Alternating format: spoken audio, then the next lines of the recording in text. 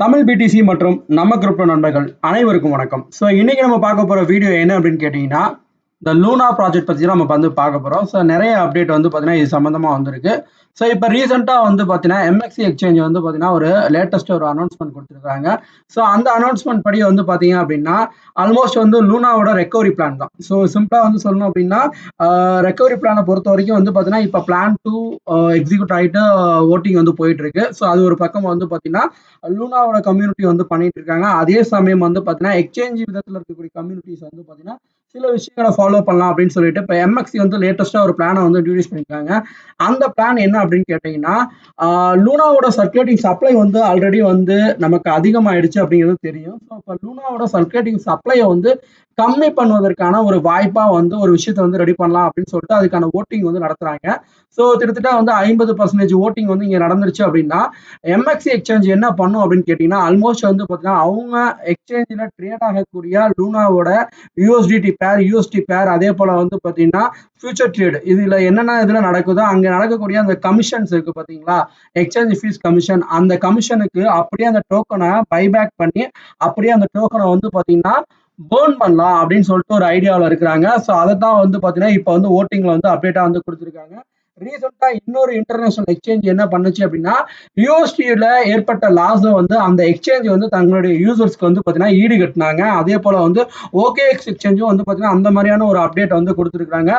So இந்த விதத்தில் லூனா வந்து பார்த்தீங்கன்னா ஆல்மோஸ்ட் வந்து இன்னைக்கு மட்டுமே வந்து பார்த்தீங்கன்னா 100% வரைக்குமே ஏறி இருக்குங்க. ஸோ கிட்டத்தட்ட வந்து பார்த்தீங்கன்னா காலையில வந்து பார்த்தீங்கன்னா 4099 சொச்சம் இந்த ரேஞ்சுக்குலாம் போயிட்டு இன்னைக்கு நைட்டுக்குள்ள வந்து பார்த்தீங்கன்னா ஆல்மோஸ்ட் வந்து 3020 வரைக்கும் வந்து பார்த்தீங்கன்னா அந்த வேல்யூ வந்து வந்துட்டு போயிருக்கு. ஸோ இதுவே வந்து ஒரு பெரிய பாசிட்டிவா வந்து பார்க்கப்படுது.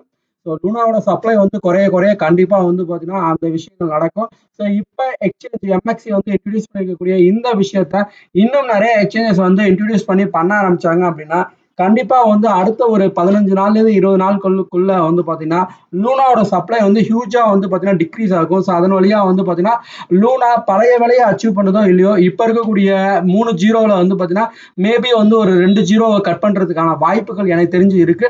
ஸோ அதனால வந்து ஒரு லோ ரேஞ்சில் வரும்போது ஒரு $5 $10 லூனா வாங்கி வச்சுக்கிறது தப்பு இல்லை அப்படின்னு தான் சொல்லுவேன். என்ன சார் இது ஒஸ்டான காயினா இருக்கு, இதுல போயிட்டு கேம்லிங் மாதிரி இருக்கு அப்படின்னு நீங்க நினைச்சீங்கன்னா விட்டுருங்க, ஒன்றும் பிரச்சனை கிடையாது.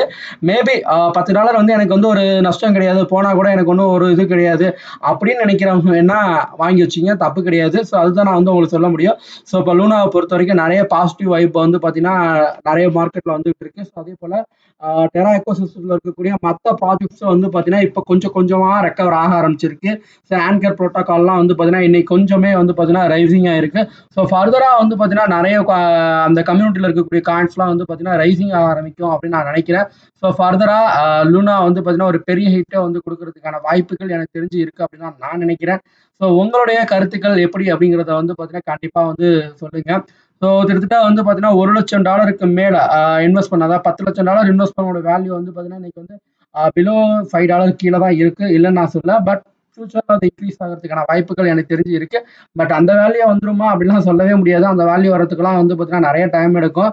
ஸோ கண்டிப்பா வந்து $1 அப்படிங்கிற ஒரு ரேஞ்சை தொட்டாலே வந்து பார்த்தீங்கன்னா ஒரு பெரிய விஷயம் தான் நான் நினைக்கிறேன். ஸோ எனிவே தேங்க்யூ ஃபார் வாட்சிங் நம்ம கிரிப்டோ தமிழ் பிடிசி.